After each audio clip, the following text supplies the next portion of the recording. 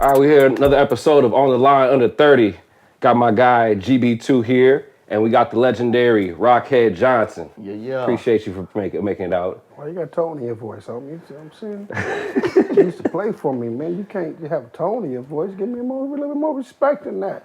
You know what I'm saying? I mean, he need that grand. People grow up at a certain point. You got a little bass in my voice and everything now. Okay, we go for that, dude. You know, you got a college degree, you know, coming from I-Can, so I can appreciate that, you know.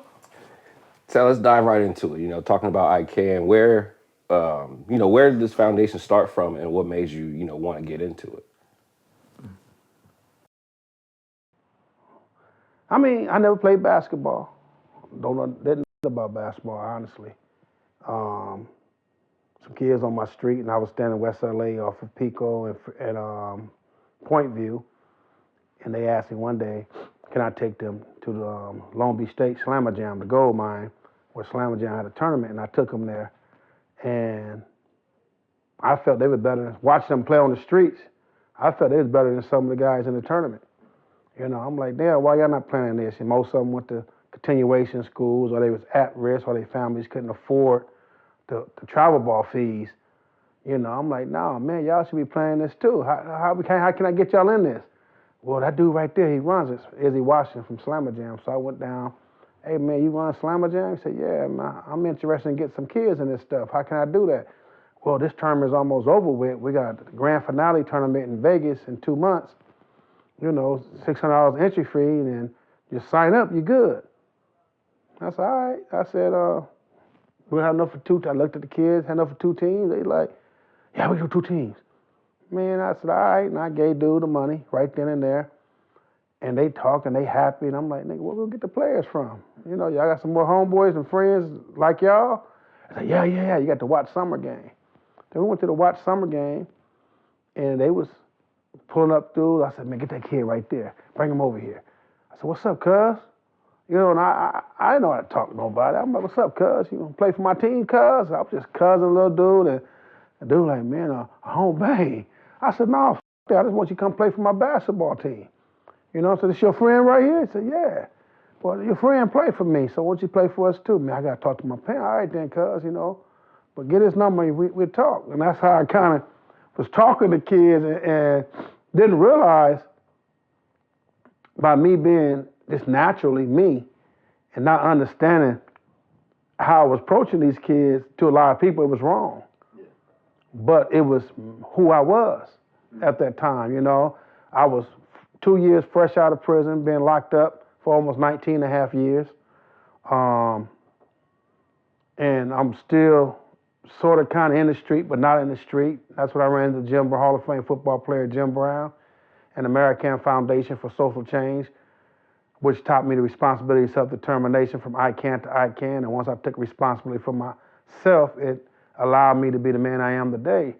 So in dealing with these youngsters, I didn't understand my language, you know. And so we started talking to different kids, and I'm like, I don't know about basketball. So I went to my little brother, Ant, and Ant played college basketball, had a little stint in the lead in a small way, and I'm like, I need help. He said, man, you got to talk to Dwayne Coop, who went to USC, played for the Lakers.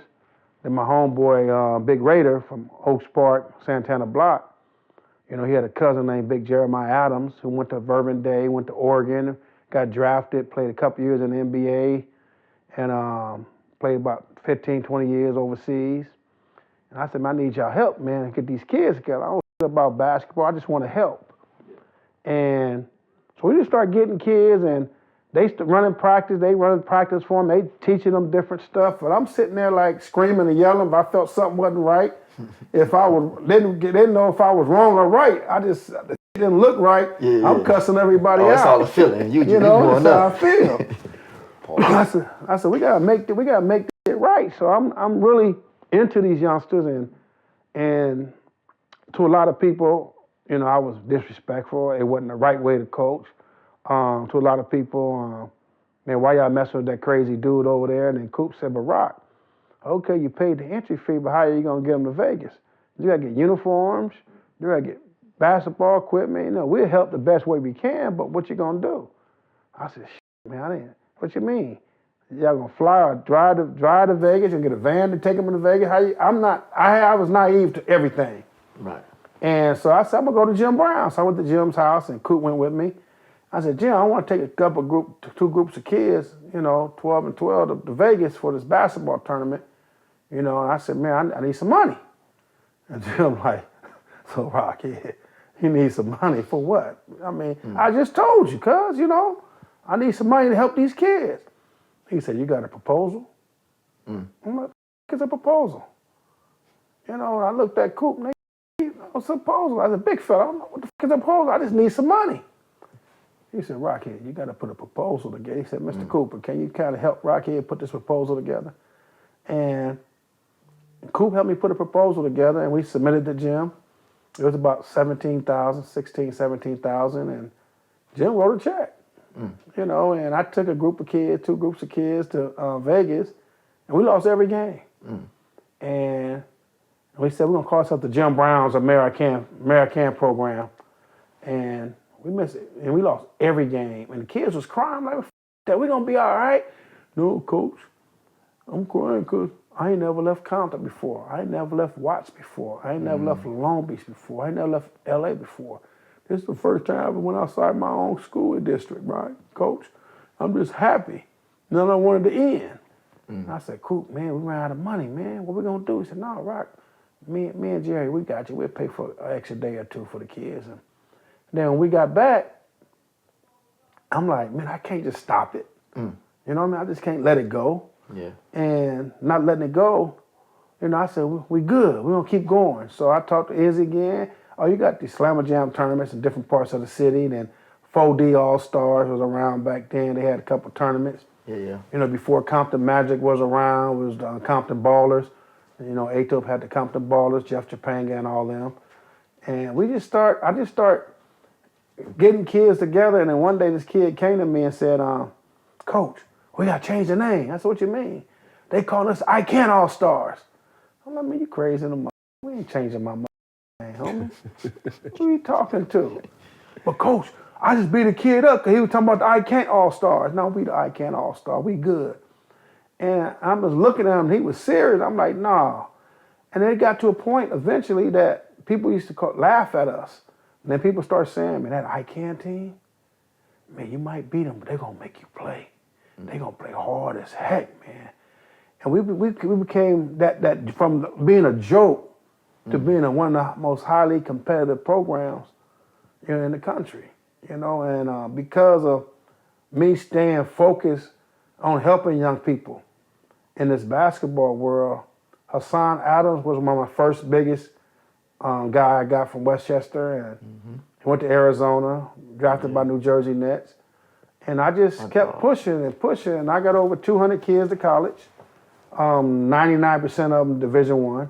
Back then, I couldn't stand sending young men to JUCOs, but every now and then you have guys, all the time in the world, and people use them for their skill, but don't use them for their mind. And sometimes we have to send them to junior college. So I had that 1% going to JUCO, and I became one of the top programs in the country, and I've been doing it since 94, 95, over 200-something kids to college, and we got better every year. We got better, we got stronger, better competition. Coaches start saying, if you could play for Rock I-Can, you could play for any university in the country. Dave Tellep, he was one of the ESPN top high school recruit guys. Every year when guys commit to colleges, he'll put down this guy, all the top 100 people in the country. And man, them built a relationship. Dave Tellep used to always say, Rockhead did it again.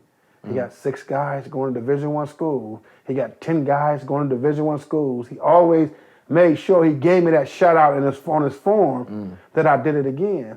And Sonny Vaccaro, I ran into Sonny Vaccaro, and we became really good friends. And Sonny Vaccaro started allowing my team to get in his tournaments for free. Never charged me. Gave us Reebok uniforms at the time. He was with Reebok. And, Chris Rivers. I ran into a lot of different guys who started believing in me. Then I started believing in myself. As aggressive as I was in the beginning, and as tough as I was, and as disrespectful as I was, and I do know I was disrespectful, But I didn't look at it as being disrespectful because my passion was bigger and greater than anything of helping these youngsters because I realized that I never had that person for me. Yeah. You know what I mean? And I became everything I can for them. So it eventually we became known. You know, Yeah. I-Can Allstars still around. We got 10 guys playing Division I ball right now, 5 guys playing JUCO right now. And we just moving and pushing and continue to build on what we building on. Yeah. So it sounds like, I know just, I'm one of your coaches, former player. I know Jim Brown helped you kind of start on that path. So my question is, how did you get connected with Jim Brown when you were coming out? I mean, he created a program in 1988 called Amer-I-Can Foundation for Social Change. He felt that if he could change the mindset from a predators from a negative to a positive and put them right back in their community in a positive way, they're just as effective in a positive way as they were in a negative way. And so he created this life skills program and he started going to these different neighborhoods. He actually started in Watts, Great Street Watts, PJ's, I think one of the blood areas, the jungles. And he actually started in them neighborhoods and he really built something good. So when I heard about him, I'm fresh out and I'm doing gangster stuff. I'm doing me. You know, but I'm doing me in a way that I wasn't accustomed to or used to per se. When homies doing stupid shit, when homies ain't got no structure. And I found myself disciplining homies all the time and putting guns in people's mouths. And everybody said, man, you got Jim Brown, got these Crips and Bloods at his house, man. I said, he ain't got me, he ain't got nobody. Because I was a cocky. I felt that I was the one. You know, I did 8 years in the hole in prison. You know, and I was a tenacious, vicious individual. You know, I'm a second generation of the original Compton Crips. And I just knew I was untouchable. So when I heard that he had all these Crips and Bloods at his house, I went up there with 60 guys. We went up there, and it was, at that time, it was in 1992, the little Tasha Harley, little black African-American little girl got killed by an Asian storekeeper. And he had all the Asians up there. So when I get up there, I'm thinking it'll be Crips and Bloods. And I see Asians and people got cameras, and I'm like, there's no Crips and Bloods up here. There's some shit up here. You know, and I was disrespectful, but in my mind, I was correct. I wasn't wrong. I just stood what I saw and what I represented. And doing that, you know, I'm saying, we gone, let's go. And I heard Jim like, it's a misunderstanding. Rockhead is supposed to be here tomorrow, not today. You know, it's a misunderstanding, whoop. And the guys told Jim, you get him, you got the streets. Because people respect that man right there. And so I left, and Jim reached, somebody gave Jim my number. He called me, I used to hang up in his face. Who is this? Jim Brown. Click. I'm going to talk to you folks. You just prove to me, you know, you got Asians and shit up there. You supposed to be gang members up there. Yeah. You know, and he called again. I just hang up. And one day he called and said, are you a bitch? Are you a man? I said, who the fuck you think you talking to? And you know who the fuck I am? Like I said, are you a bitch? Are you a man? Where you at? He gave me his address, and I drove up to his house with my 357 Magnum in my hand. I knocked on his door with my gun in my hand. He opened the door. I said, what the fuck you say to me? He said, are you a fucking man? This is what men do. Men use this. And he pointed to his mind and turned his back on me and walked in his house. And I stomped my foot right behind him, slammed my gun on the table. You know who the fuck I am, and I never left his side. He shared with me his childhood. He shared with me his things he had to go through in life. But he had people there for him. He had his high school coach, you know, was there for him. His girlfriend's mother allowed him to stay there when he got kicked out of his house, his grandmother's house. You know how his high school coach paid his first year at Syracuse. He thought he was on a scholarship, and when he quit, he realized he wasn't. And his high school coach told you never quit. You always finish what you start. So just listen to him and his story. We talked for 24 hours. And he said, Rock, I need to go to San Francisco with me. I went to San Francisco with him. You should go to Oregon with me. And I went to Oregon with him. And then I just bought into what he was saying. He made me realize that I wasn't cursed at birth, that I am somebody. And since 1992, 93, I've actually been the chief of staff of this Amer-I-Can Foundation for Social Change for the last 30 years. Yeah, that's amazing. It's dope to see, you know, we talk about just impact, right? Impact is huge when you're dealing with younger athletes, and just hearing like even a small bit of what that story is for you. What are some of the ways you think now we can get those younger athletes who do have those hard lives? Because I mean, the talent is there, and the talent is oftentimes in the streets. It's oftentimes in those places where they running amok. They don't have proper guidance. But if you put something constructive in their hands, you have them go out there and get on the field or get on the court, the talent that comes out of that is immense. It's massive. It's great. And they can do great things, but they don't have that proper guidance. And somebody coming from that space of being in the streets, I mean, what do you think we can do to now get some of those and shepherd that in, that pipeline? At one point, we were getting them. You had homies who actually gangbang. They would call me, reach out, hey, I got a nephew, I got a cousin, I got a homeboy, man, gangbanging, but he got talent, Rock. We don't want him in these streets. Big 50 from Gray Street Watts. Mm-hmm. He was a star baseball pitcher, star quarterback, star basketball player, 6'7", 6'8", but all he understood was Gray Street Watts. Mm. They sent him to me, and at first he challenged me, and then once he understood who I was, and I earned his respect, and he earned my respect, I ended up sending him to University of San Francisco. You know what I mean? Mm. So I have a lot of different stories of young men who could have fell in them holes so easily, but because of their neighborhood, because of the people around them didn't want to see them like us, they reached out to me. Today, it's harder because you got them young men out there. You got them guys out there who's on that borderline. Mm. You got them guys out there that, one flick of their mind could make them turn totally negative. But the influence, the wrong kind of influence. Mm. See, before everybody say hanging out with gang members or doing this and that, the influence is that. No, it's the influence of the shoe companies. It's the influence of people with money. It's the influence when somebody come to you and say, hey, why you playing for that dude? That dude ain't got no money. That dude ain't got nothing. Why don't you come play for him? We'll fly your father too. Mm. You know what I mean? That is hurting our community more than anything today. Mm. And it's destroying our community. Kids, we go after kids sometimes and we get them, and sometimes we get them and no one ever heard of them, and then we blow up. They'll blow up. Then once they blow up, guess what? Everybody's picking in their pocket. Everybody promised them in the world for 2 weeks of basketball. Yeah. For 2 weeks of basketball, 2 months of football, they promised them everything. Mm. They moved them out their homes and put them in other homes. Yeah. You know what I mean? And they destroying a really good image of someone really wanting to help and do what's best for these kids, and they enticing them with materialistic things. Mm. And that's our biggest problem today. Yeah. I-Can gonna always be around. And it's like, I'm gonna always help those who wanna be helped. Yeah.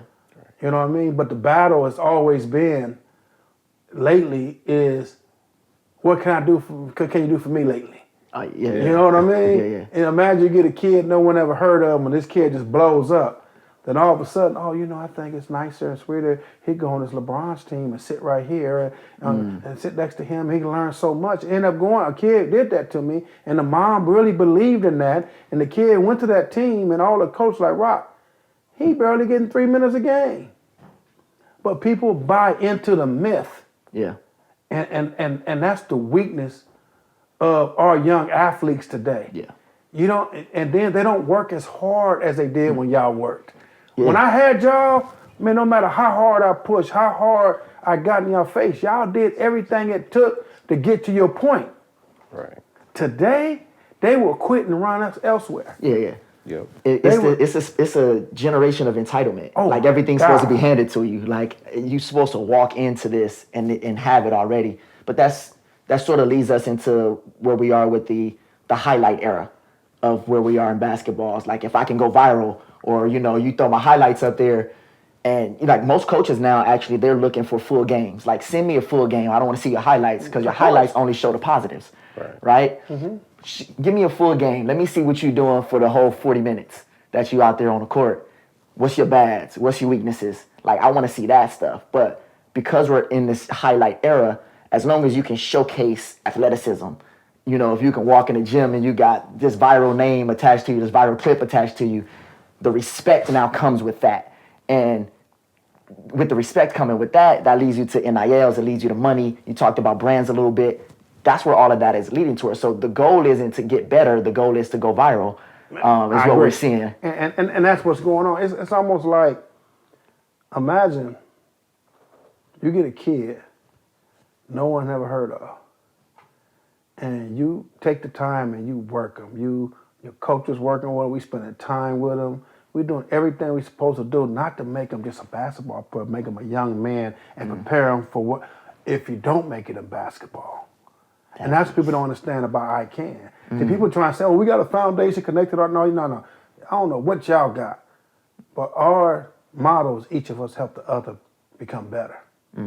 I-Can has always been about that. On the back of our shirts, it says the responsibility of self-determination. If we cannot educate or stimulate the mind for all the right reasons, then I don't want you.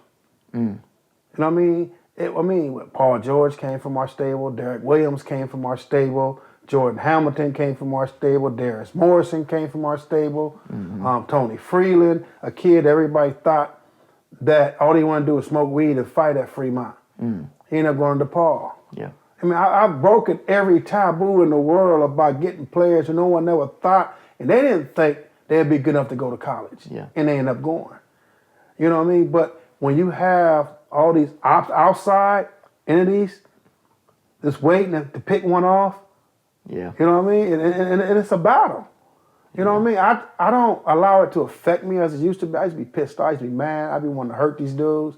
But today, I realize it's going to happen regardless. You know what I mean? I just got to trust who I am and what I continue to do. Yeah. You know, I try to bring my players back, some of my players back, like Jamie and other Big 50 and other players back to try to coach and start taking over the younger culture of what we established. I still have my hands on it. Yeah. Sometimes my coaches don't like it, to be honest. You know what I mean? They want me to shut up and sit all the way back. I don't know how to do that. He don't, You know, I can't be who I am if I can't speak my mind. Because what they may think is right is things that I see that they don't see sometimes. And me and my coach, we battle over time. And, you know, and it's not personal. Because if I held myself accountable this high, so my coaches fit in and start coaching, when I'm sitting back, I'm holding them just as high as I held myself. So when they think they're doing really good, to me, they're not doing certain things as good as I need them to do it. Then I speaks my mind, and sometimes they do get offended. You know what I mean? They get combative, you know what I mean? Of course. You know what I'm saying? Yeah. But it's love. A lot of coaches get paid. My coaches don't. We're still the only foundation, the only program that never charged a kid before in our lives. And we've been to every state. I wanted our young man to experience, although you from Watts, you from Compton, you from Long Beach, you from South Central, you from San Fernando, you from here, you from there. When we go to Chicago, it's the same situation, but different looks. Yep. We go to Milwaukee. We go to Atlanta. We go to Georgia. We go to Augusta, Georgia. How different people talk. You know what I mean? We go to Alabama. You know, we go to Indiana. We go to Kansas City. We go to St. Louis. I mean, I do these travels because I try to chase tournaments. So I want my kids to have the highest and the best competitive competition. Because LA, to me, has gotten soft. LA has gotten burnt out. When I started this thing in 95, you had maybe 30, 40 good teams and maybe 60 teams altogether. You got 500 travel ball teams in Southern California alone. 500. Yeah. It's 500. That's not the circuit. The AAU circuit is crazy right now. And you get a dude who owns a real estate company. He got a son. Oh, I'm gonna build a team around my son. You know what I mean? Yeah. And his son gonna promise kids, oh, my dad gonna take care of us and feed us and this and that. Everybody's in it for the wrong reasons. Yeah. Those of us who's in it for the right reasons, we had lost at times. But I refuse to give up because every year I have some shit. You know what I mean? I have yet just not to have some positive, some good young people who really want to work harder on their craft and prepare themselves mentally and physically beyond basketball. Yeah. And that's the problem. We so stuck in our skill set in regards to sports, we forget we have to live beyond that. Yeah. How many athletes right now are broke who made millions and hundreds of millions of dollars? Yeah. Because it was all about basketball, it was all about football, it was all about that craft. It wasn't about being human. It wasn't about, understanding that we all gonna make mistakes in life. It's how we pick ourselves back up. You know what I'm saying? Yeah. And we never took responsibility for ourselves. Because everybody always point fingers when things get hard. But before them fingers always point back at ourselves. You know what I mean? So everything I did in life was me. I don't regret it. I don't blame my mother. I chose my lifestyle. So when I created I-Can Youth Foundation, I-Can Allstars, when I created that, I knew I never had a me for me. So if I could give all of me to the youngsters that comes around me, incorporate themselves with I-Can, then I could be that person I never had for me. Even, I'm not sure if you was with me that day in Vegas, played with me in Vegas. We played against this team from Oklahoma. And this kid, we was beating this team by 30, 40 in the first half. And this kid got mad, threw his jersey off from the other team and kicked the chair over. Hey, we sorry. And you had coaches in the stand. They saw me tell my coach to go ahead and finish coaching. I ran up behind the kid. He didn't play for me. He wasn't my business. But he was my business because he was a young man. And I went out there and the coach said, I bet you Rock had that kid come back in. And coach was betting money. They said, man, Rock, you don't understand. You don't have to play for Rock to care. Yeah. And I went out there and said, what you doing? Man, we sorry. I said, man, you sorry before you came out here. Don't try to use this excuse now because you're getting your whooped. Go back in there, pick your jersey on, pick that chair up, and apologize to your team, and I'll talk to you after the game. And that kid went there and apologized, put his jersey on, and sat there and dealt with all that other stuff. And then the coach put him back in the game. I wouldn't have. Dude had a quick 20-something points real quick. And after the game, I talked to him. Yeah. You don't have to play for me, not for me to care. I care about our young people. Well, I would say that's one example, but that happened to me even this past summer. But every time we kind of get into another team, as a player and as a coach, Rock's on the other end telling their kids, you don't talk to adults like that. You don't do certain things. And it shows that he cares. And I think that's kind of lost where there's no more coaches that I'm going to go talk to you after 10 years down the line. I mean, I had to we can check talk coaches. about life. I had to check coaches because they wouldn't check their kids. I'm talking to their kids with common sense. They come at me, man, don't send it to my... I said, hold on, homie. Since you don't want to talk to this young man because you're scared of him or you're scared to lose him, he may leave your team, I'm going to help him help himself. Because right now, he's not looking bad to you. He's looking bad to them guys who are trying to recruit him. Yeah. He's destroying who he is as a young man. Yeah. But coaches are so intimidated when they get a certain talent. Oh, my God, I can't lose him. I got to kiss his ass. I got to feed him. I got to do everything I can. No, we're not doing that. So you don't have to play for me to care about you. If I walk in the store and I know this kid I try to get, and I'm seeing Barry do something stupid, he with 3 or 4 other kids, I said, man, don't be stupid. Don't follow these dudes. These dudes ain't got nothing to do with their lives. You got a future. Yeah. Why wouldn't I? Yeah. Pay it forward, man. It's a lot of that's missing when we think about, a kid kind of losing his cool in situations like that. You talk about coaches being in the stands, how you represent yourself. I think what we take for granted as athletes is the fact that we're brands. When you're an athlete, you are a brand. As a person, you're a brand. And people invest in brands. And if people don't like you, they're not going to put their money, their hard-earned money that they worked hard for, into you. And so how do you now guide these kids in a way where they understand how to represent themselves, especially when they come from the inner city where you don't have a lot of role models?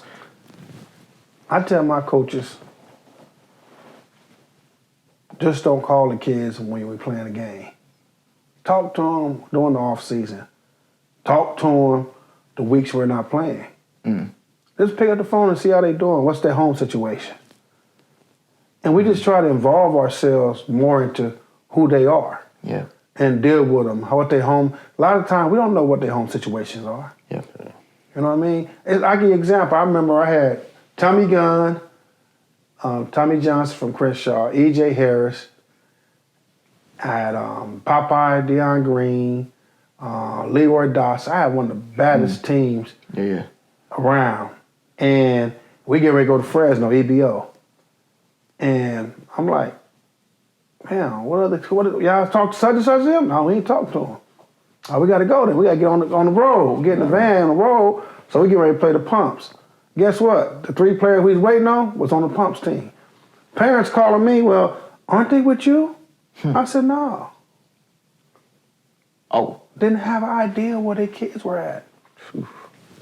And today, a lot of parents have no idea. And most of them let their kids do what they want to do, not what they feel is best for the kid. Wow. And that issue is ongoing. And that's a battle that people don't want to accept, but it's a realistic battle every day. Yeah. So when we do, Jamie as my coach, was parent permission slips. Yeah. We send them information. Hey, this is your son, this is what we're doing, et cetera, et cetera. We make sure the kids send it to them. We ask for all the parents' emails. We try to do it the right way because I don't ever want to be caught with a kid in Georgia with me and the parent don't know he's with me. Right. That happens a lot. Dang. Parents don't have a hold on their kids. And those parents that do, they looking for their free ride rather than they trying to make it about them and not their kid. Then when November come around for recruiting, they rock, man, can you help me? I said, when I was trying to get your son, you said you going to the shoe company. What happened? Oh, coach said ain't seen enough. I said, if he ain't their top 5 or 6'5" player, he's not going to get the minutes that you think your son deserves. Because they will pay for a parent to fly out and put him in a room and give him stipend for food. Yep. So that's more important than your son being on the court. And that's the biggest, that's one of the biggest problems we have today. Because parents are not being realistic. They're honestly not. And if parents look at themselves, and for all the youth today who didn't make it or didn't have the chance, opportunity they could have had, if parents really look at themselves, they got to look at themselves. They got to point their finger at themselves. If you look at McDonald All-American, we talking about, like you said, the NILs, the quote unquote, the best of the best. Do your homework. How many McDonald All-Americans get drafted? It's 50 out, it's 25 on each team, so it's 50. Yep. How many literally get drafted? Yeah. Do your homework. I think Yeah. Do you? But that's the height. Well, I mean, but that goes to, that speaks to just the value of where we are now in today's game, right? Is because you're getting chosen by status of what the hype is around you, right? The viral clips, the highlights, right? And then it's a following because it's all money at the end of the day. Yeah. So when you got a following, it's easier for you to get in there because you're popular. So that's going to bring more viewers. It's going to bring more attention. It's going to bring more brands. It's going to bring more money. It's not necessarily about the talent. It's a popularity contest. Let me show you something else. I disagree and I agree to disagree. You know what made me bring that out like that? Scottie Hopkins. Tennessee kid. He was everything. Everything. Never got drafted. That's what made me look at these McDonald Americans and all these other kids. That made me really study. There's a kid out of Las Vegas, went to Las Vegas prep school. I think he went to Houston Rockets. Never played for a shoe company team. Played for his prep school, high school coach. All 3 years. He made the league. What do you think the correlation is? So it's a double-edged sword. Yeah. You know, it's the hype on one end. Well, it's the work though, but it's also, I feel like it's the hand that you're dealt when it comes to the classes that are coming out at that time.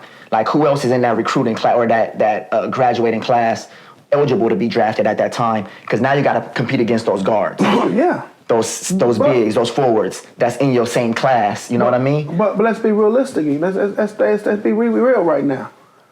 How many universities out here right now? 340 something? Mm-hmm. Yeah.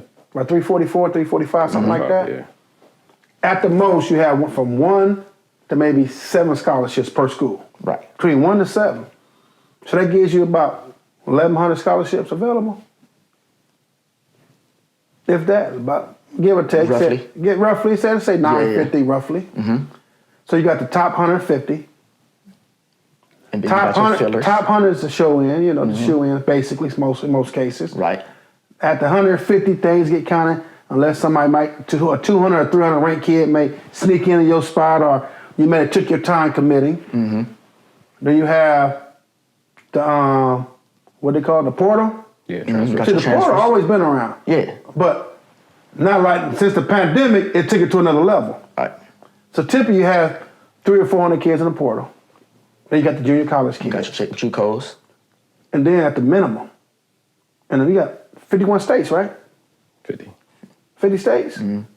Average 1,000 high schools in every state, if not more. More in California. All right, I'm saying, let's just say average. Yeah, just about. So 30,000 seniors literally fighting over 200 scholarships. Right.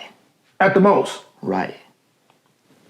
When I-Can was at its best, in the 2000s, for 7 years straight, I was getting 10 kids to college before they corralled this new shoe company. I was averaging 10 every year. Yeah. It's unheard of now. Because now the portal jumped from 300 or 400 to 2,700 youngsters on the portal. Yeah. Yep. Who's being truthful with all these young people Yeah. on all these different travel ball teams and high school teams? Who's being truthful about, hey, man, you know what? If you don't do A to Z for real now, you don't have a chance to stand on. Who's being truthful? Right. These are the realities that parents and no one talks about. Yeah. The portal has put a strangle on all sports. Yeah. Look what Dion did. Yeah. He fired everybody, got rid of everybody, brought his whole new group in, and won a few games. Yeah. What he did was he won more games than they won the year before. Right. Now he's going right back to the portal. Now, again, this portal has really messed our society up. Now the NCAA, they fired 44 really good black guys because that one took 5,000, or one helped the kid over there, one helped the kid over there. Then a year and a half later, they make it legal for kids to get money. Yeah. Yeah. Yeah. Yeah. You know, so the motivation is like people say, Rock, why you do this stuff still? Why? I said, because I never had a me for me. And if I wasn't doing this, I don't know what else I could do. So I would say since the portals, I know it's to me it's tough getting kids scholarships, especially because of the portal. You see a lot of D1 talent going D2s, going to lower levels. How would you say that what's the challenge of getting those kids D1 that deserve that opportunity? Oh man, it's 100% harder. Yeah. If you're not what they quote unquote as the top 100 kid in the country, you in trouble. Yeah. Yeah. And literally not really the top 100 right now, the top 50. Yeah. Yeah. It's getting harder and harder, man. Well, how important is that though? And when talking about, I mean, I get from an exposure standpoint, you want to play D1 or play at the top programs, but how important is it for you to, and this is about being realistic, right? Yeah. So like, parents not being realistic with their kids or having these realistic expectations. Everybody's not gonna make it D1, just like everybody won't make it to the league. So how are we pushing the recruiting process? Are we pushing JUCOs? Are we pushing D2s, D3s, NAIAs? And does that lessen your value as an athlete if you don't go D1? Nah, it don't. It's like the first brother who went to that HBCU school. Uh-huh. Yeah. Top kid in the country. We have to break the cycle.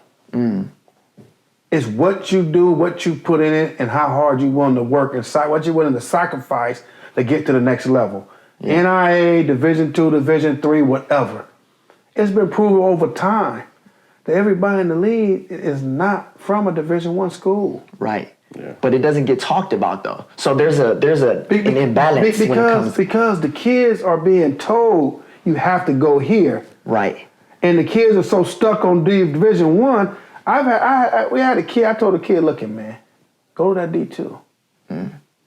I promise you, if you do what you're supposed to do, you get on the portal and go to any Division I you want to go to." Right. Oh no, I gotta go D1. I'm gonna go D1. He had a JUCO now. And then listen, he had all kind of D2s in one of them. Yeah. And I had a kid. I said, "Look, go to JUCO." He wanted to go to this one D2, and I said, "I don't think they're not gonna teach you right." Now he's starting at this JUCO and got like 10 offers.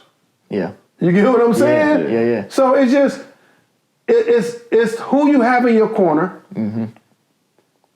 and you have an understanding that any and everything is possible. But if you don't put in the work, the dedication, and you don't sacrifice the things that you think is important to you that's not important to you, then there's nothing gonna work in life. Yeah. It's how we apply it with ourselves. When I bang, I was the best. When I changed my life, I'm the best. You get what I'm saying? Yeah. I've been out 31 years. No, actually, this month make 32 years I've been out. Man, congratulations on that. You get what I'm saying? 32 years. I've been shot 11 times. I've been stabbed. And I mean, I did 8 years in the hole. I've lived a life that I was told I'd be dead at 16, 17 years old, but I'm alive. 6 beautiful daughters and 1 crazy son. Y'all little homie. But 10 11 grandkids. But I believe I'm here for a reason. Yeah.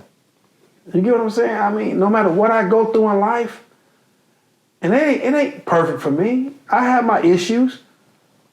You know what I mean? But the way it's how I deal with my issues. Right. I can't use excuses. Yeah. See, in life, we as individuals, as human beings, we're gonna make mistakes. But also as human beings, we're gonna try to figure out ways to use excuses to justify why I stepped over that line. I know that line wasn't healthy for me.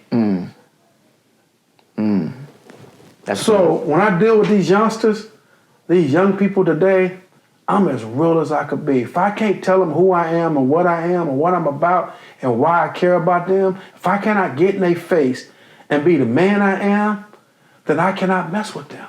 Yeah. Richard Cheney, Bourbon Day, one of the best shooters I had. Oh, wait, time out. 6'5", 6'6". No, man. He one of the best. Jamie think he one of the best, y'all. Jamie's in that top 7. He made Top 7. It's like 7. I know. When I say top 7, I'm not saying he's the 7th one. I'm saying he's top 7, not 7. He's within that top 7. Within the top 3. Within the top 7. It's some shooters, baby. It's some shooters. You know, Yeah, I mean, you had some shooters. Maybe Paul George. No, Paul George wasn't a shooter back then. He wasn't no shooter back then. He was a dunker. I'm about to say he's an athlete. He was an athlete. No, not him. I can name some names, but it's. But I forgot that guy. You killed me with that. Yeah, Richard Cheney. I mean, like Richard Cheney. His mom and them came, Rock, we don't like your style. You're too aggressive and you cuss too much. And we finna leave. I said, okay. I said, here, I got an offer from Utah, Rick Majerus. I said, okay, whatever. He went to Rick Majerus in Utah. Not only he got kicked out of practice, and not only he got suspended for a couple of days, showing up to a kids camp, a Utah kids camp 1 minute late. Whew. He ended up transferring. He couldn't take it. Because he couldn't. That discipline. And he came back and said, Rock, can I talk to our young guys? I said, yeah, go ahead. He said, man, I thought Rock was just cussing and fussing and all this other stuff. Man, Rock is trying to prepare us because what I learned through my coach, Rick Majerus, man, Rock is like a cupcake compared to that dude right there. And that's why coaches that I deal with over time, out of 340-something Division I schools, at one point I knew maybe 280 of them, the head coaches. I probably deal with about 200 of them now, head coaches, assistant coaches. And they all said, you could play for Rock, you could play for us, because I was non-nonsense. I didn't kiss your ass. Yeah. I tried to get the best out of you. Yeah. You know what I mean? And sometimes when some of my coaches didn't like certain things you did, I dealt with it my way. And sometimes my coach didn't understand. No, coach, no, I got this. Because I understand the personality of a lost mind, a lost soul. Yeah. And sometimes we get these young people that has a lost mind, a lost soul, and you got to figure out a way to keep them here without pulling them back here. Come on. Because the wrong move is when they drop here, then they have no more hope. Jordan Hamilton was one of them. Yeah. Man, that dude said so many things to other coaches and refs. He was brutal. And my coaches would get mad. No, I said, man, I used to tell him, shut up and sit down. Jordan, come here. I would say some words to him in his face. I think that time I did that, he had 3 games, 60 points.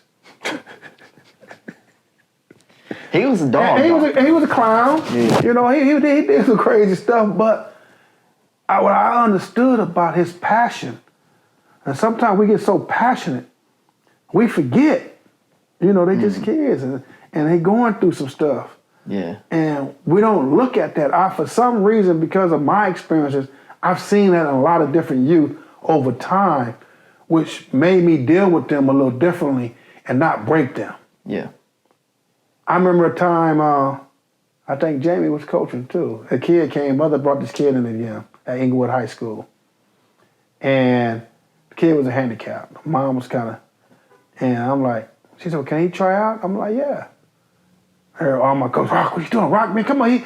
I said, no, we don't turn our back on anybody. Everybody's welcome to I-Can. And we did a suicides.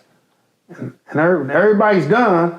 This kid, they ain't got to the first line yet. And I made everybody clap their hands until he was finished. Yeah. That same kid, right now, is probably 28, 29 years old, be at the Drew lead every time he see me, 6'4", come and give me a hug. Wow. If I cannot help our youngsters today, then I do a disservice to who I am and who I became. Yeah. The story behind that, though, if I would have brought a kid in who was nasty, wouldn't have heard the last of it from him. That's the other tricky part. No, it's different. No, see, he trying to take something that was positive and do a twist to it. No, the difference is this. You could be nasty, but if I tell you over and over again to pick it up and do stuff just like my son, I was there. I kicked him out of all my practices. Yeah. But this kid was 100% handicapped. And I knew he couldn't play up and down. But I wasn't going to say no to him. Yeah. Big difference with someone who's just totally nasty and ain't got it. Right. You get what I'm saying? Just say got absolutely. it. I understand. You know what I mean? I understand. But that was always me. It's like, I tell you, Marcus Johnson's boys. You know, you got, UCLA, the NBA guy, Jeremiah played for me. Chris didn't, but the other 3 did. And this younger 2, we went to Tuskegee or something like Tuskegee. Yeah. And we working out at Crenshaw High School. We getting ready to travel. And Marcus Johnson came to me and said, Rock, man, I know my 2 boys ain't good enough to play for your elite team, man, but can they just go and sit on the bench to Vegas? I said, what are you talking about, man? They going, what you mean? I'm creating a team just for them. Another team, what you mean? I'm putting them in a lesser league. He like, you gonna do that for me? No, I do this for all kids. Yeah. I don't care who you are. But you didn't ask for no money. I said, man, I'm good. Yeah. I don't charge my kids. And this kid, I'm going to Tuskegee. Yeah. Because I refuse to turn my back on kids. Yeah. Young men. It's opportunity. I never had that for me. Now, see, people don't understand. I said I never had a me for me. Growing up in all the boys' homes, I fought. Juvenile halls, I fought. Youth authorities, I fought. No one never say, hey, man, why don't you slow your little young down, man, and come over and listen. I never had that for me. Yeah. So if I could be every bit of that for our youth today and give them my all with my experience, then I'm thinking I'm doing something good. Yeah. I-Can is bigger than basketball. That right there. So I'm glad you said that. That's good. is bigger than basketball. One of my coaches, my college coach, Dave Davis, down there in Newberry. Well, I think he's at VMI now. But when he was at Newberry at the time, he would say basketball is not the most important thing, but it is when we get together. So once you get between the lines, it's all about the game. It's all about the game. Right? But let's be real, outside of this, we all going through something, and we all got something that we're dealing with. And so when it get real, let's talk the real. Like, whether it's family, whether it's financial, mental, physical, spiritual, like, it's bigger than just a game. And it brings me back to the story you just shared. You see this kid at the Drew League all the time. He comes up and just gives you a hug. It's impact. It's something that you left behind, right? And so with I-Can Allstars, with the I-Can Foundation, what are some of those checklist things that you feel like athletes need to take to help further them, one, in the game, but beyond the game? What are some of those things, philosophy-wise even? Is it a basketball philosophy? Is it just philosophy as a man? Like, what are some of those things athletes can take from just... I mean, the biggest thing, we all human beings. As human beings, we're going to make mistakes. There's nothing perfect in life. If you're looking for perfection, then you're already lost. There's nothing perfect in life. We're going to fall. It's how we pick ourselves back up. It's how we respect. If we want others to continue to respect us, we got to first respect ourselves. So all that in details in who we are as a man, as a woman, etc. If I look at myself a certain way, and people reminding me, man, Rock, you're too cocky, you this and that, you this and that, then I got to look at myself and say, why people keep saying this about me? You know what I mean? And I got to really look in the mirror. And I know sometimes I'm cocky. I know sometimes I'm you know what I mean? And then I know sometimes I have to really start checking myself, because I may have said something wrong to you today, and I go home, I'm like, I think I f***ed up. I had no business getting at homie like that. I might give you an example of me and you. I couldn't stand little guards. Oh, man. Hey, man. But again. I still got a bone to pick with you, man. Here we go. I got a bone to pick with you, man. But that was part of me, and always having big guards. Then I had a little guard once, and they punished me because of that little guard. Because that little guard didn't have your tenacity, didn't have your attitude. It's like I have my own nephew. Little. Mentally, physically, strong, no. But again, I tried. It just didn't work. And when I see little guards, I'm like, I used to judge the book, the cover, before I see it. And I admit that. Yeah. You know what I mean? It's like, I give you, man, I'm telling you, I saw this little guard, your size, at Pasadena High School. Baddest little I've ever seen in a long, long time. Your quickness, he could shoot it anywhere. And I'm going after him. I've never went after little guards. But I'm going after him because it's beyond him being a little guard. It's how can we help him, how can we help the program? So I was stuck in my ways. And over time, I had to grow up out of them ways. Yeah. You get what I'm saying? Yeah. So, and I just got the short end of the stick, huh? No pun intended. I got the short end of the stick, bro. You know what's so crazy? Will, everybody rock, man. I said, I know, man, but yeah. You know what I mean? But I'm man enough to admit that. Yeah. You know what I'm saying? Because it wasn't, you was a great young man, a great basketball player, a great kid. But sometimes, again, I'm human and my mind gets stuck and set. Me and Jamie battles because my mind gets set and stuck. Yeah. You know what I mean? Yeah. But when Jamie looked at him, he really don't mean no harm. He's human, but he's just crazy. Yeah. You get what I'm saying? Yeah. So, but once we start looking at ourselves and understanding and acknowledging our faults, our mistakes, our mishaps, it can only make us better and greater.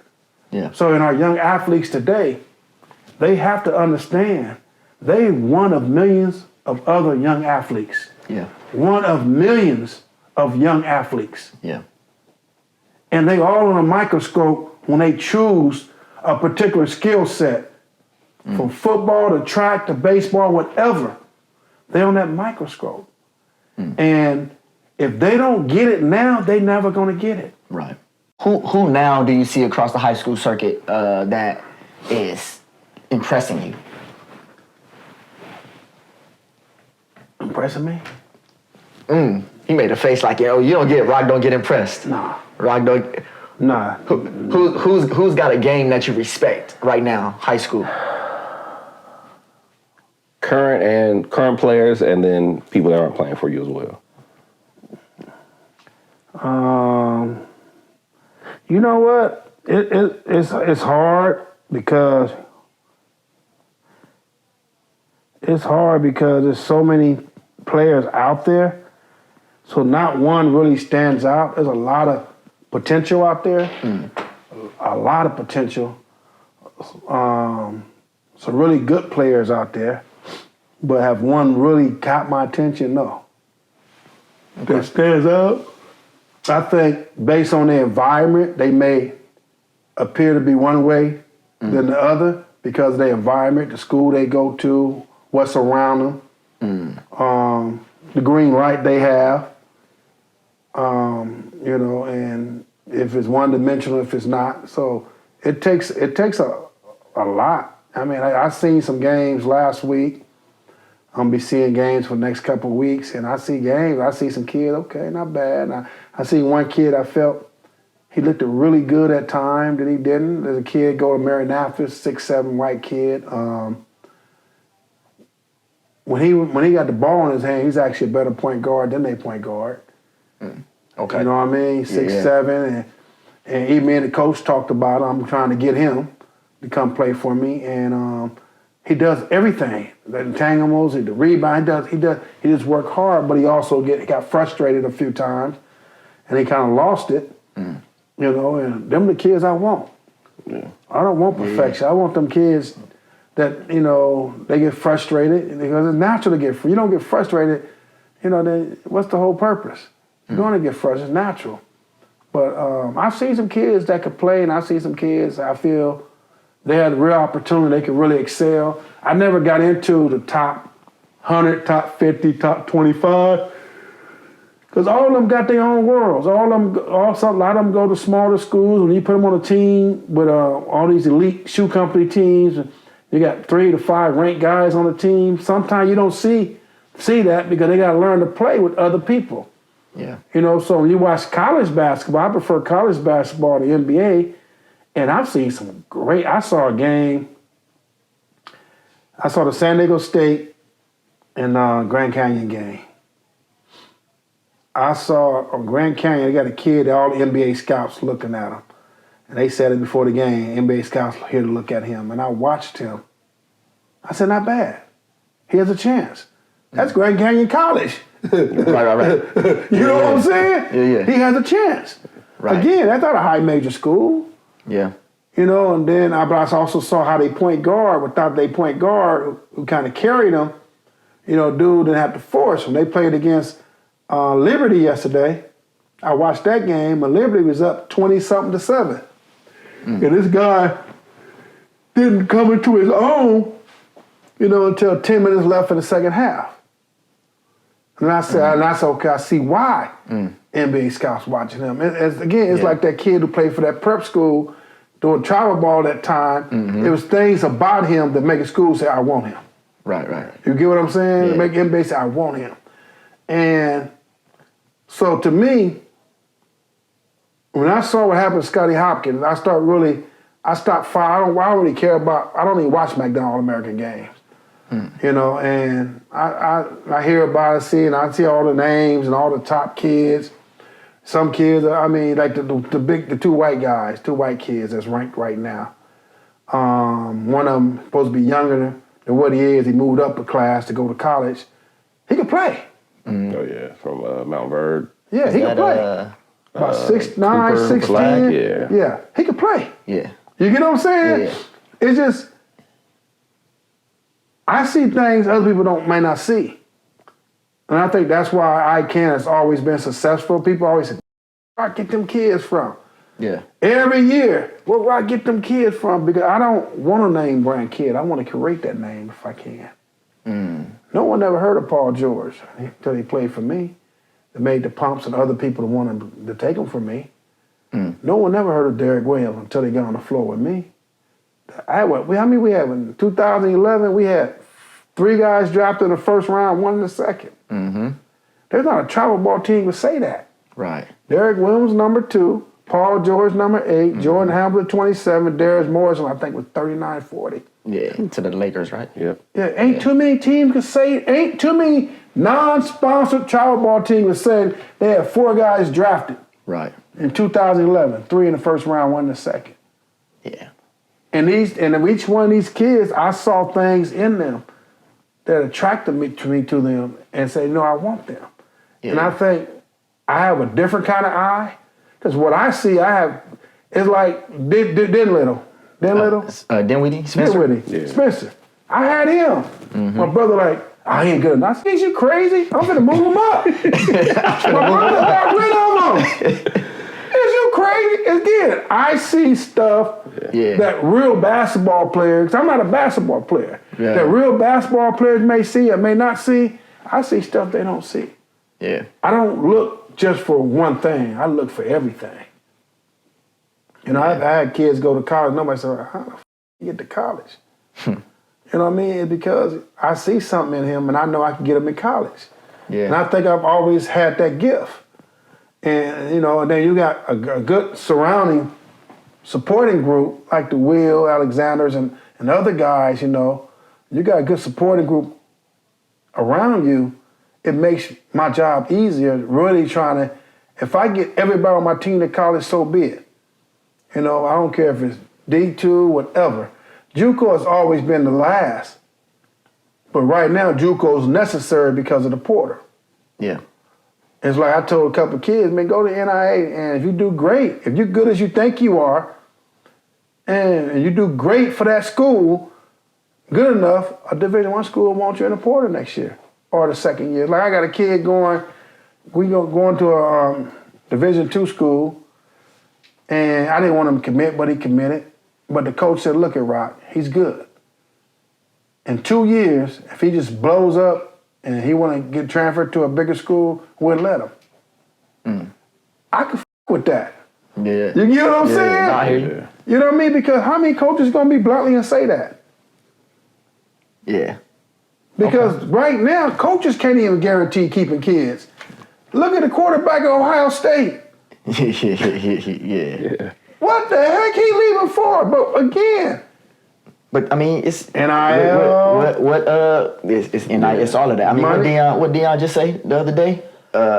You can't get a kid to commit to his girlfriend. How you gonna get him to commit to a school? Yeah. You know, right? Because that's just what it is. That's true. So the time have changed. Until they put a stop to that portal, it's gonna be a mess from this moment on. So representing I-Can, I got to make sure I got coaches going to work 10 times harder than me. Yeah. To make sure we still continue to get the right kids and help these kids get to the next level. Well, so being like you have like such a strong opinion on the portal and the NIL in and of itself, how is it that you guide your athletes to making decisions about what school they should go to? I mean, as I always have. I mean, I sit down and realistically and talk to them and talk to their parents, and sometimes parents feel they know more than me. I let the parents figure out the hard way. It's like, I don't want a kid that don't want me. You know what I'm saying? If you ain't coach between you, but go to that team, I'm good. I'm not going to hold on to something that I want to be hold on to. Yeah. So if they family willing to listen, then I'm going to sit them with the right people. And let the right people break down the pros and cons of every situation that they think they know. Then it's on his family, that young man's family, to figure out what's best. If they take my advice, I love it. If they don't take my advice, I wish them the best. You get them? That's all I can do, realistically. Yeah. Now, if I'm a selfish, inconsiderate, and don't give a f about how they feel, don't be that disrespectful person that most organizations are today with our youth. Right. Yeah. I'm just not that person. I didn't do it. It's like when people say, man, Paul George, they ain't sponsored. I said, man, I didn't do it for that reason. I did it because I want to help young people. So I never had a me for me. Yeah. If these guys who've made it and these guys who's doing well overseas, et cetera, and they see where they came from or where they started from, and they want to help, it's there for them. I have a tax ID number. They get a tax exempt, but I didn't do it for that reason, so it's not an issue. But it always become a bigger issue to people looking from the outside in. Well, he paid for you, he should be. No, he shouldn't. He should continue doing what he chooses to do. He got a nice program going on right now. You know what I mean? But realistic, if he want to help, hey, I'm not going to say no. Yeah. You get what I'm saying? Yeah. I could use any and everybody's help, but I did not do it. I did not create I-Can to make people give back. At the end of the day, you know where you came from. You know where you started. I shouldn't have to ask. Yeah. You get what I'm saying? Yeah. I shouldn't have to worry or get mad because I don't care about all that. I mean, Derek Williams, we was in Minnesota for a tournament. He came and took a picture with the kids, the families. Hey, Rockman, I'm hook up with you, man. The only reason we went to Minnesota, he said he's gonna pay for the rooms and some other stuff. But we made it happen. We supposed to meet him one day. He didn't do nothing. Everybody was more mad than me. I said, man, I took care of it, you know. I needed his help. He told me he was gonna help, but it didn't happen. Right. So I'm supposed to be mad, angry? I got a van full of kids waiting at the Minnesota sports complex for him to come out working out, and I get a call from Kool-Aid from in the Empire, tell me, hey, man, I thought, what are you doing? I said, wait, no, Derek, you supposed to be at practice. Me here in the gambling shack, casino. I said, I hung the phone up. We went to the mall, ate, fed the kids, and went home. Yeah. So I'm supposed to sit there, be angry and mad, and go to the casino and cuss them out? Nah. Keep it pushing. I'm going to keep it pushing. Yeah. You know how many times people promise me? People always talk about black and white. Me and more white people that help our program than anybody. Me and Magic, I ran to Magic Johnson 3 or 4 times. I got you, right? You still doing your program? Yeah, I got you. Number after number after number. Call and don't get no pickup. Ran into him at Spectrum. Yeah. I'm on elliptical. Hey, what's up, man? We talk. Hey, man, how you doing? How you program? I said, I'm cool, man. My program's still good. We good. Yeah. You get tired and people promise shit out of sight, out of mind. You know what I'm saying? Yeah. So I don't get caught up. What I've learned was it's special people. It's always been special people who help I-Can. Always. Yeah. And the least person you expect. Every time. Had one dude, remember, I used to my partner rocking, met his partner, hey, look at man, can I pay for the plane tickets with my credit card? I said, man, I don't care how you pay for the plane ticket. Well, send my secretary list of name. He said, no, why? I said, I don't care. He said, no, because I get the credit and I get free flights. He a billionaire. You know what I mean? He worried about some free flights. Yeah. But again, it didn't make a difference. Yeah. As long as you sponsoring and you're doing something for the program, yeah, I can't ask for nothing else. So what are some of those ways our viewers can get involved with I-Can, with the foundation or with I-Can Allstars? What ways are you looking for help, and how can our viewers get involved? I mean, ICANYouthFoundation.org. That's my website. All the information is on there, ICANYouthFoundation.org. They want to call, they want to talk. I had the same phone number since 1997. You know, I ain't running to hiding from nobody. Yeah, you loyal. 213. You loyal to that number. 213-761-5570. 213-761-5570. I ain't hiding and running from nobody. It's the same number. Yeah. If I don't know you, keep bothering me, I don't answer shit. You know, but I'm always, you know, I've probably given some of the biggest food giveaways and toy giveaways that anyone ever done before. I used to give out 10,000 toys every Christmas in Compton for 3-4 years straight. During the pandemic and past the pandemic, I probably fed over $1.3 million worth of food to families. I used to have my team come out, my coach, we all worked as one. Compton Magic came out and brought their team out a couple of times to help us. You know, even Ryan Silver brought his group, and it was different for them because you know all these white folks, and they like, damn, it was strange for them. You could see it. I don't care what color we are, but at the end of the day, we're in it for the right reasons, and that's what it's about. Yeah, and that's why I keep saying, I-Can models. Each of us help the other become better. Always looking for dedicated people who want to help and figure out ways to help.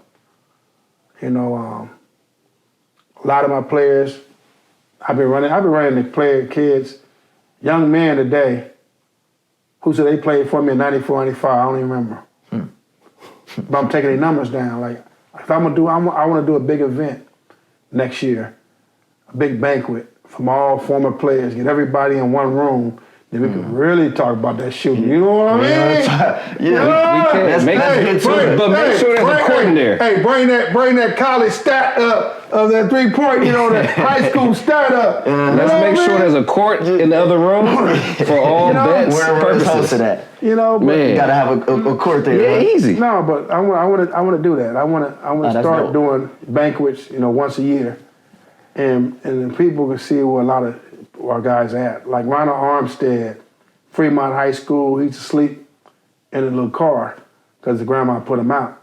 And somebody said, man, Ronald sleep in the car. I said, no, he's not. One morning and one night I drove by, I saw him, get in the car, man. What you doing? You know, and went to his grandma, hey, you know, let me deal with your grandson. If he does well, let him back in. Yeah, if he do well.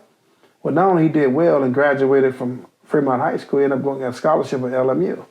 Come on. And LMU, he played for a couple of years, and they got all this high talent in, and they wanted to cut him.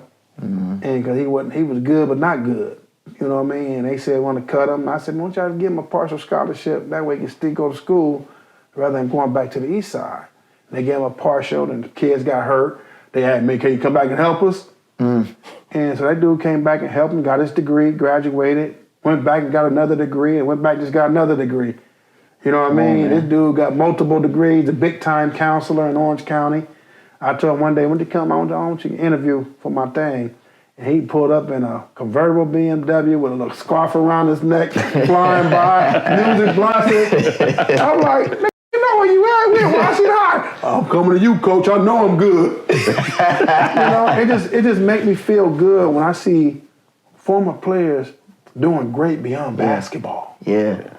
You know, Larry Anderson, I mean, he had the toughest luck in the world.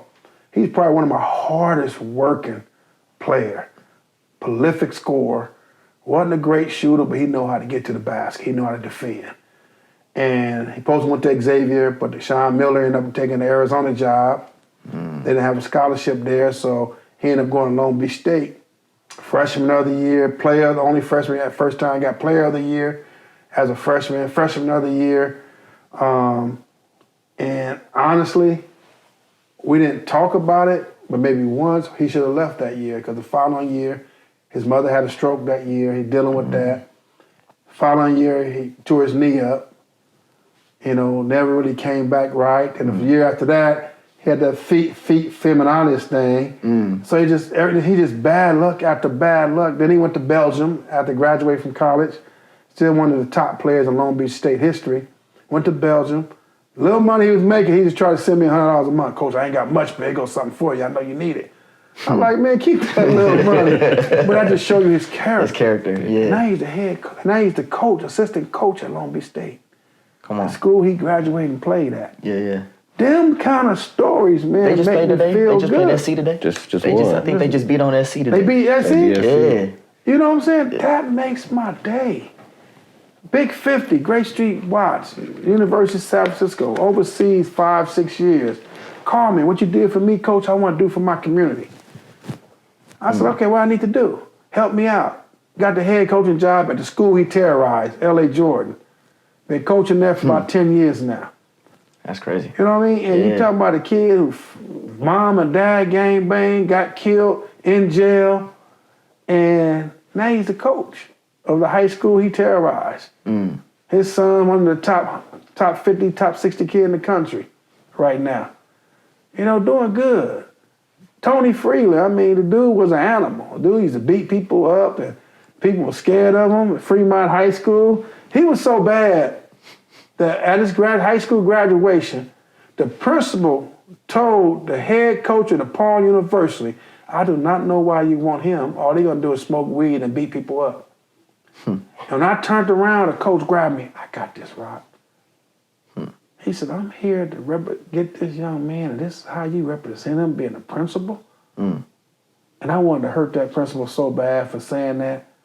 But we won, though, because Tony ended up going to DePaul University. You get what I'm saying? Yeah. And succeeding. And these are the things that makes me feel good. With Jamie, I mean, hey, you know, he think he one type of shooters, but and we told Jamie to be patient, you know, man, to go the long route to get to college, you know. And he eventually went to college. He eventually did and was patient and patient and created his own dynasty, his own destiny, you know, of being a good shooter, you know what I'm saying, in college. I mean, but it's about how can we help our young people today get to the next level and to prepare them for after sports? Right. How can we do that? Jamie got a real good job right now. You got a new motorcycle out there. You know what I'm saying? Nice He living car, it up, huh? You know, but why shouldn't he? Yeah. We do things in life that we think we prepare ourselves for, and things just fall in our laps. Look what you're doing. You multiple jobs. You're like a little Jamaican. You're doing what it takes to make sure you continue your journey. Our journey is never ending. Success is a journey, not a destination. Come on. The destination, I'm walking through that door. And once I get to that door, what I'm gonna do? I'm gonna look at it. I'm gonna open it, look left or look right, or I'm gonna keep going through it. Right. Success is a journey, not a destination, man. Yeah. But I think that's what's lost. So, like, we learned all this through basketball. And I think that that's not being taught. Like, everything I've been going through in life was, I went through something similar on my journey through basketball. Yeah. All that adversity was where that being in the gym at 6 in the morning, 4 in the morning, coach yelling at me, cussing me out during the games. I saw that at the collegiate level. I see I have to work with different people that I may not like, may not get along with, may not agree with at my job now, but you still have to learn how to navigate through that and how to work through that. And it's literally every single lesson I've learned and to deal with in life, I've learned through basketball. And it's so crazy. With Jim Brown, he had all the gang members. He said, Rock, I'm going to deal with my contemporaries, you deal with yours. Meaning mine's just the gang, the street. His is all the big time white people, rich black, whoever they is. And man, I used to be like this. He said, Rock, man, you got to know how to finesse. I said, what you mean? It just can't be just me and you, you firing everybody. You know, they have to realize, like, well, you told me. So we go to, I'm Jim giving checks out, and we go to the bank. And a guy put his check out, credit card, the check, and a little baggie fall out with crack cocaine in it. I grab and rip his nigga. You representing Jim, you got this shit in your pocket. And I'm like, but Jim, this is what I got to keep it right because your name. And then he made me understand one thing. Change is a step-by-step process. Everybody ain't gonna change overnight. Right. Yeah. People are still looking for immediate gratification. Right. But immediate gratification is only temporarily. Yeah. Again, I had to realize that I wasn't cursed at birth, that I am somebody to become the person I am today. It's trying to be there and be that person I didn't have for myself. To be able to sit here with both of y'all and knowing y'all during your high school days and seeing where we at today and how we can sit here and have a real conversation about life. Yeah. Because basketball is a small part of it, life. Sports is a very small part of life. It's how we pick ourselves up. It's how we keep moving on this journey. You know what I mean? And that's what life is about. Yeah. You know, so I love it. I mean, we have a little fun, talk a little shit. Top 7 shooters. Here we go. Little point guard that I regret, you know what I mean? I made mistakes with. Yeah. You know what I mean? It's all good. He's quick as hell, though, man. Yeah. A lot of motherfuckers quick like you know what I'm saying? A little more quick like you, but you know. You know, hey, you didn't get the full scale experience, but it's all good. Did, but I got some of it. You know, you got some of it. Oh, I got some of it. Let's keep it real. I got some of it. Probably the best defender to go through your program. Hands down. I agree. You know? You know what was crazy? It was the call me up when you had to deal with one of the top players that was just shifty the guards. You didn't want you knew your people on your A team, the players on the A team wasn't gonna guard because they was there for offense. Oh, let me go get let me get man. We gonna rock with him this one. I did. Anytime I did take you from my second team to come play for me. Yeah. When he needed some defense, and then you go back now. I'm done with you. I ain't got no more use for you. It got me. Matter of fact, I think it was at Fairfax. And he had me on the bench, man. We was both there. Oh yeah, and I'm like, he didn't start, right? No. Who's in front of you? Other shooters, right? No. No. Shooters. No. Who was on that team? Who was playing at that time? That was I think we were playing against Isaac and them. Isaac Hamilton was playing, or they played the game before. We didn't play against. I think he played. Who was on that team with y'all? Yeah, I think you What had. year was that? It was after Tony, I think. Yeah. Wasn't Mitchell around? Mitchell was on that? Nah. Who was on that team? Dang, that's when you was flying everybody out. I had the kids from Arizona. Mm-hmm. That's all. I had the big kid from Arizona. Can't remember his name. I had the guard from Arizona. Okay, yeah. That's when Semaine was coaching, right? No. Not Semaine wasn't coaching then? Mm-hmm. It was Who's the coach then? Other than me? Coach Chris. And you had, was Diddy still? No, Diddy was the year before. Mm-hmm. Coach who? POD. Oh, POD was on that coach of that team? No, he wasn't. No, that was the year Not with after. y'all. That was the year after. Man, who did you have coaching? The coach don't even matter. I'm trying to think It's of the the fact that bro had me. You made me sit almost the whole first half. Then you put me in. I got 3 straight steals. You put me back on the bench and didn't play me the rest of the game, and then sit me packing after that. I did all that? Yeah. And then told me, I don't like little guards. I don't like little guards. I'm like, that's crazy. I like, don't call me up no more. Just leave me where I'm at. You feel used, huh? Yeah, you using me. Man. I feel used. I'm the carpet that's sitting in front of. I'm the doormat in front of the door. Like, you come wipe your feet on the boy. I don't know what happened back then, but I just had a bad taste with little guards for a minute. But never had one, though. It never had one at that. It was a perception that he had in his mind about little guards, and then he got a little guard, and then didn't use the little guard, and then used the little guard when he needed him, and then threw him away again. It was cool. He didn't appreciate it until the next little guard he had, and it wasn't you. See, I walked so the other little guard can run. Now that's the standard, though. Every time we in practice, we talk about a guard. Well, he ain't quick as man. I mean, nah. He was Speedy Gonzalez. You know what I'm saying? Poised though. He was. No, you was good. Nah, you were just. I don't know. Back then, I was stubborn. Yeah. When I got set my way, not a little bit, not as much. Not as Getting much. better. It's the growth. It's growth. I'm still growing. You know what I mean? But you're right though, man. My bad, big dog. No, you know it's all love because it turned out well, man. We did. Somebody appreciates you. Yeah. One man's trash is another man's treasure. You wasn't my trash though. See, I'm not gonna accept that like that. Hey, you know what though? You wasn't trash. We was better than the top team. Oh, we for sure was better. Our team was. And he was mad. He wouldn't let us scrimmage in practice. He would cut the scrimmage so quick. Man, what? I don't remember all that, right? Yeah, we was for sure. I do. Who was on your team? Who was on my team? Some sorry dudes, I don't know, but it was us two. Sorry, whoever they were. Honestly, you had the dude from Vegas on that team. Hold on. In Dudes. all my basketball, I may have had one sorry team.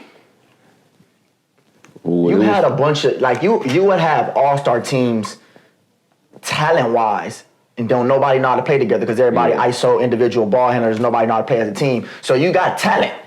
And then you ain't had nobody run the shit because everybody's out there. I never had. I agree. For years, I never had that leader. I never had really real good standout vocal leaders. Yeah.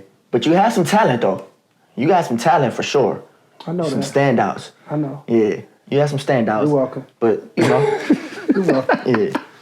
All right, so Was Jamie one of them? Jamie.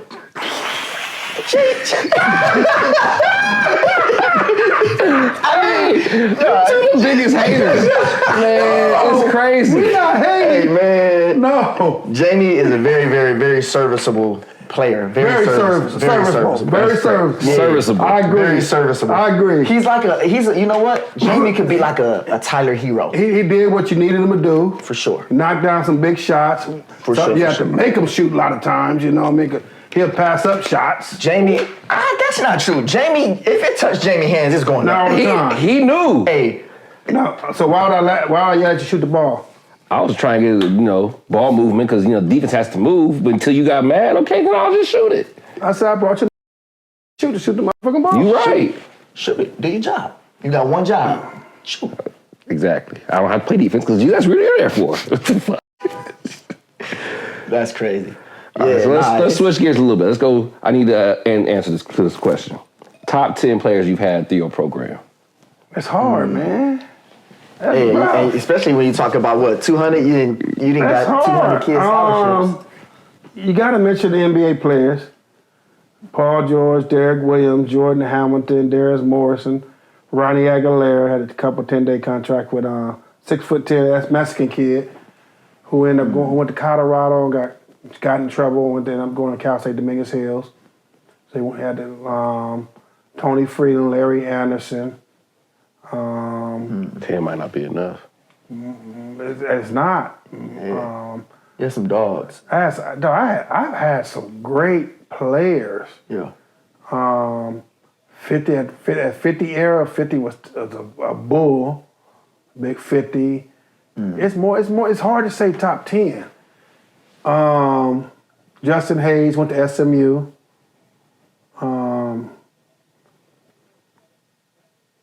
DeAndre Bell, Georgia Tech, pure knockdown shooter. He wasn't a 3-point shooter. He was a shooter. All right. He was a pure one of the best mid-range shooters I've ever seen. Yeah.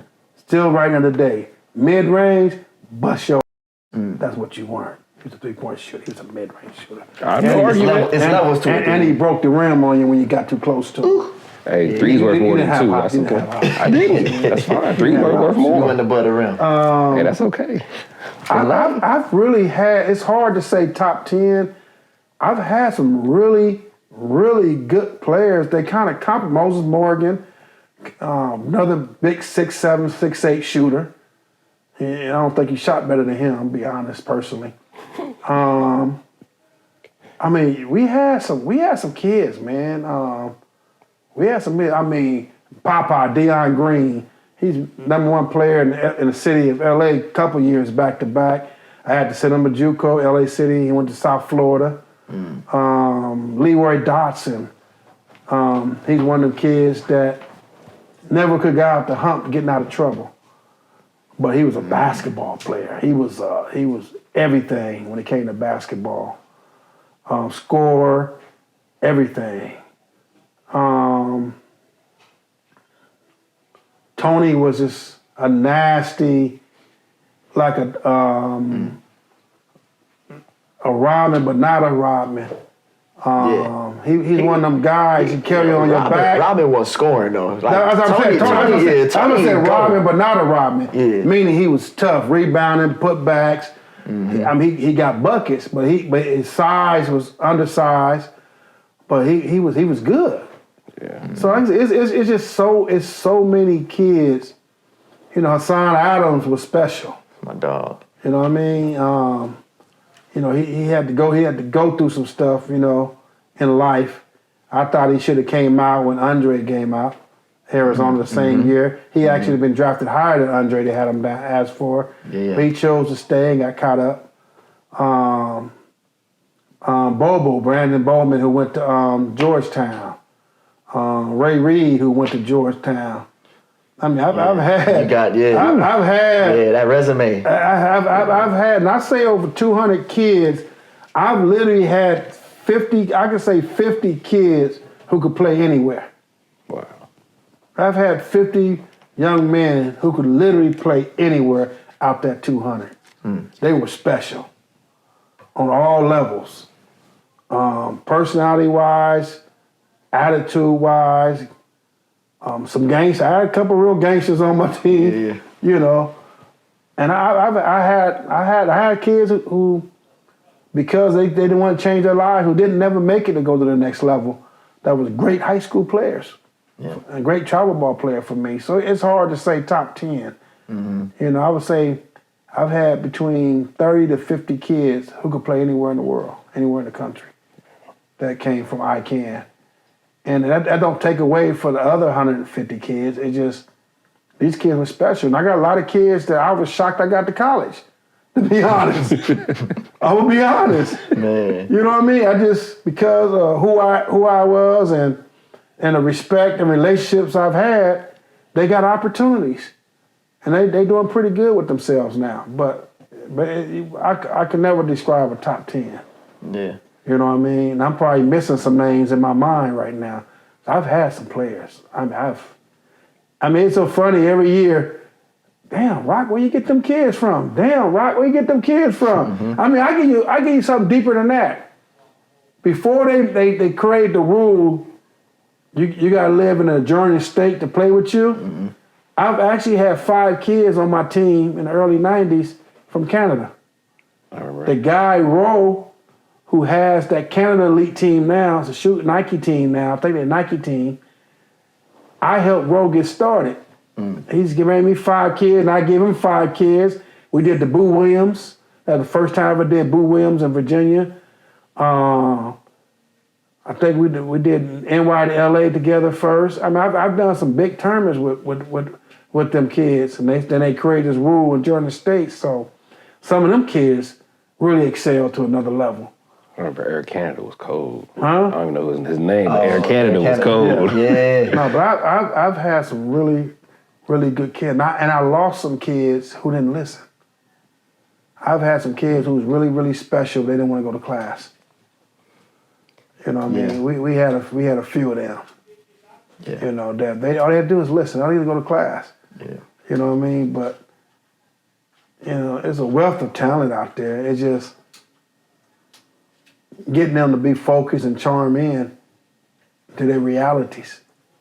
I think right now everybody delusional because everybody want to get paid. Everybody want to eat before they crawl. You know, and I think that's the biggest issues we have today. Yeah. You know, everybody want to eat before they crawl. They want to think here, but understand if their core ain't good, it don't up here don't mean. You know what I mean? Yeah. And that's the basketball terminology, I think. If that core ain't right, why you trying to get here? Get that core right first. Yeah. You know, but now I have some great young people over time. Yeah. So it's hard for me to say 10. But if I gave I-Can a face, Larry Anderson, what he stood for, what he represented, how he tried to give back when he had nothing, the things he had to go through in his life, from his mother having a stroke and him going to school knowing she was ill, to getting hurt. He stayed focused on his journey. He tried to excel even when he wasn't 100%, ended up going to Belgium. That picture would be Larry Anderson. Okay. I mean, he means a lot and said a lot for Amer-I-Can Allstars. It's others on different avenues, but if I had that one face, it would be Larry Anderson. Yeah. You know, where he came from. He thought he was a blood, you know, but he was a kid, man, that fought everything to have a chance in something that he believed in, and he stuck there to his heart. And for him to be the coach at Long Beach State now, it says everything. He won at the end. Yeah. Right. He didn't get a chance to play in the league, you know, but he had a chance to play in a bigger league. Right. To me. Yeah. You know, he buried his mom. He got healthy enough to have fun in the sports he believed in all his life. And now he's actually coaching at a school who recruited him, and he made history at. Yeah. You know, so if I say that face, I would give it to Larry. Love it. I see all this wisdom, man, that you got going on over here on the face, man. It looks good on you. Why don't you? Actually, not like my baby. I like my goatee and my baby face. I've been down and out, so I've been kind of. When I get down and out, I just let it go crazy and wild. I'm much more handsomer than this. In my baby face, my hair cut down to my shadow fade. It's just it's a rough look right now. Yeah, that's all. Yeah, well, you look like you got something to offer the good people, man. So for the viewers, man, tap into that wisdom a little bit and let us know. No. Seriously. When the ball stops bouncing, right? What is it that you want to say you were able to hang your hat on when you walk away from the game? I doubt if I ever walk away. I can answer that one. He ain't. Yeah. It's just, I don't know what else to do. Be honest. Every time I say I want to step back, it's hard.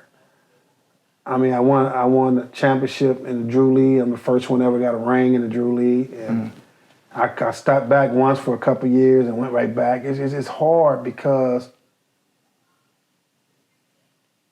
there's a constant need for me. And for me, seeing these youngsters that I can help and change and make a difference in their lives. So it's hard for me to say, a year from now, 5 years, I'm gonna step back. Only thing that stop me, man, if I can't get up on my own 2 feet and drive myself and take myself into a gym or in front of kids, in front of youth, that's the only thing that can stop me. I don't know if that'll stop you.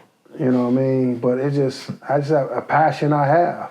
Yeah. I mean, you talking about it's 8 of us, 4 girls, 4 boys. My mother had 8 of us. I'm the 3rd oldest. All of us got different dads, but 2 of us. And not even having the opportunity to grow up with my siblings, my younger siblings, because I went to jail so young. I never had a chance to grow up with them, go to middle school or high school with them, you know what I mean? And be able to do what I could do for these youngsters, it gives me all that back. I never set foot in a high school before, so I can't tell you how it is to be a high school student.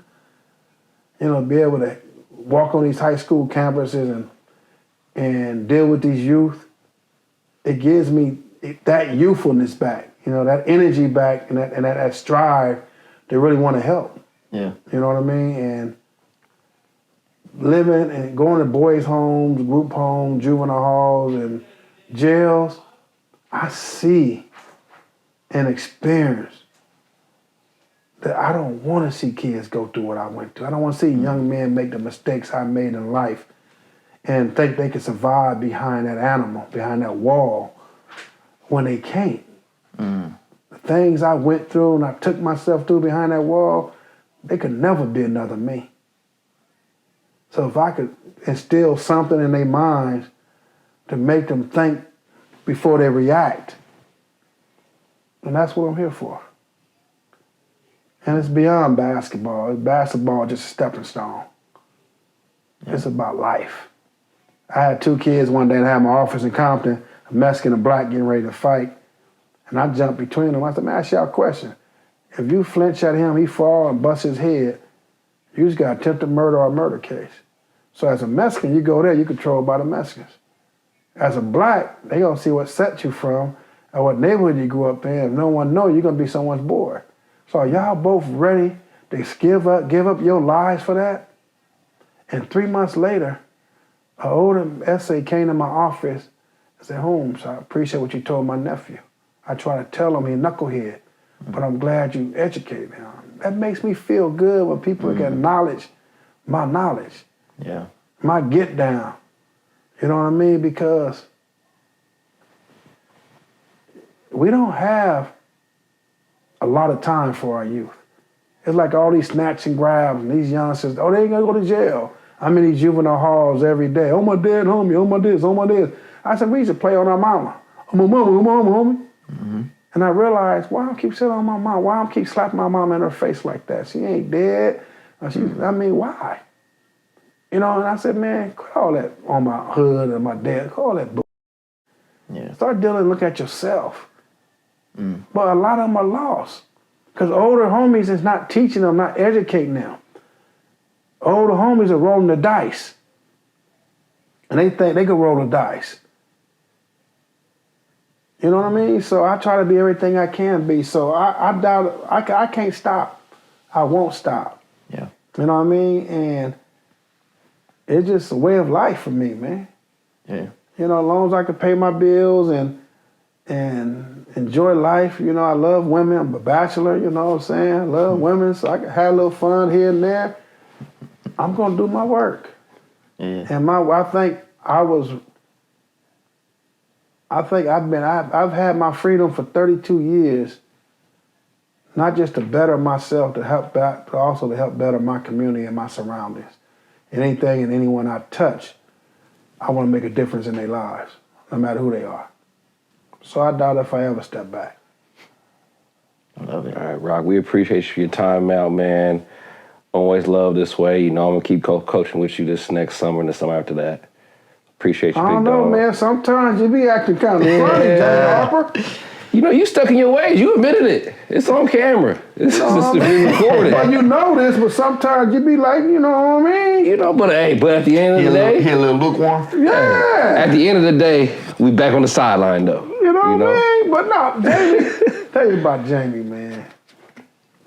Nicest cat in the world. Nicest cat in the world. He can be. He get that it factor. Yeah. He'd be a bad on that coaching stand. Oh yeah. He could be a bad. He'll yell, but that yell don't mean. Yeah. You get what I'm saying? Yeah. Yeah. That it factor means everything. You know, And he's getting there. I won him the Drew League championship. He's getting there. You You know what I'm saying? He's getting there. I don't get the credit, but I would Hold on, man. You know that. But for the most part, youngsters today, if Jamie age, your age and older and younger, who still at a point of their lives where they're growing on their journey, you know, when they could take stuff from people like me, the good, bad, and the different, and build off that, they can only make y'all better. Yeah. Again, it's perfect in life. That's why I said the good, bad, and the indifferent. Yeah. If you're looking for perfection from me, you're not going to get it. I'm going to talk I'm going to cuss you out. I'm going to get in your ass. I'm going to do everything I'm going to do everything I'm supposed to do to bring what I need to get out of you to be the young man that I could see that you could be further on. Yeah. Right now, y'all be solid, but there's so much more in front of y'all. You know what I mean? Yeah. I'm in my 60s. Come on, man. I had gout this past week. I'm going, you know what I mean? Yeah, I got to tighten up on some stuff. Y'all just starting y'all journey. Yeah. My journey is going to last as long as I continue to take care of myself. We appreciate it, man. Nah, for sure. That's what we're wrapping it up. Another episode of On the Line Under 30. I'm J-HARP. Yeah, it's your boy, Mr. GB2. Y'all know what it is, man. We appreciate Rock, the man, the myth, the legend, the bruiser. Stubborn in his ways, but he got that wisdom going for you. Man. You know what I mean? So we appreciate, man, all of the jewels and the gems that you dropped today, man. So thank you, man. Keep doing what you're doing. Being a person who got the chance to come through I-Can and get to be around some of the guys and the talent that you brought around has been truly amazing. To see some of the talent, you know, just this past summer that came through the gym at Centennial and the training that you guys are doing and building these young athletes up and getting them to that next level. It's amazing to see. For our viewers at home, man, please make sure y'all tap in with the I-Can Foundation organization. The phone number is dropped, the link is dropped, and we'll make sure that we drop it for you guys at home so that you can follow up and see how you can support I-Can and Foundation and Rock himself and what he's doing with the youth. So, man, we appreciate you coming through, man, and kicking it with us in on the line of the 30 crew. You know, keep doing what you do. I don't know about that, man, because you saw us in the gym, but you ain't over here in our gym. He with us in our gym? Man, we ain't seen him at practice since. He came one time. I'm just saying. You ain't lying. Make it easy for us. Make it easy. Yeah, no, you absolutely right, man. You know, hey, I like to be invited to things. You know what I mean? No. I like to be You invited told me to you things. wanted to come aboard. I said, come on. Did I not say that? Yeah, we have a conversation. All right, well, that Yeah, conversation. we have a The conversation. number ain't changed. So Number ain't changed. Number ain't changed. Since what, 84? 97. 97. No, so crazy. When they had the, I don't think y'all was around. Now y'all was around 97. Yeah, How old were y'all? I was 5. 5 and 4. Yeah. In 97, they had the Nextel chirp. Yeah, I remember that. Oh, yeah, I was chirping. Chirp. Yeah. And then the Sprint bought Nextel, Yep. and now T-Mobile bought Sprint. T-Mobile I bought had that Sprint. number ever since That's crazy. from my chirp phone. That's crazy. That's But it the was chirp a- phone number. That's wild. But it was a pleasure. Man, who you was chirping, man? You know what I'm saying? Hey, only thing I like about church, everybody in your business so loud. Yeah, so loud. Everybody in your business, you couldn't talk sweet or sexy or nasty. You know what I mean? Hey, man, look, you couldn't Hey, that's up, baby. Everybody looking around. I'm in the office. I'm at a store. No, but no, it was a pleasure, man, being able to sit down with 2 of my young I-Can alumni. You know, y'all both brought so much, and I appreciate where y'all at today and where y'all going. Not trying, where y'all going tomorrow. And again, success is a journey, not a destination. Yeah. And as long as we stay on that page and understand that each of us help the other become better, there's nothing in the world can stop us, no matter where we're going. Yeah. I Man, appreciate y'all, man. appreciate you, man. Yo, all love, all love. we signing out. Again, it's your boy, Mr. GB2. It's your boy J-HARP. Man, and this is On the Line Under 30. We'll catch y'all on another episode. Peace. I'm not under 30 though.